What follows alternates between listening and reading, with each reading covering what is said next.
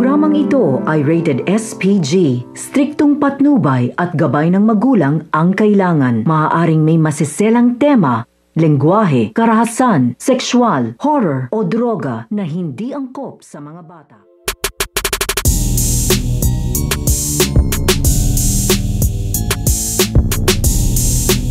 Ang pagwawala nito nga si Regina. So ito nga si Regina sa kanyang pagkising ay dito nga ito magwawala dahil makikita nga niya dito nga sa social media ang litrato nga nito nga ni Brian at ito nga ni Dana at mukhang nagkakamabutihan nga daw dito ito nga daw dalawa.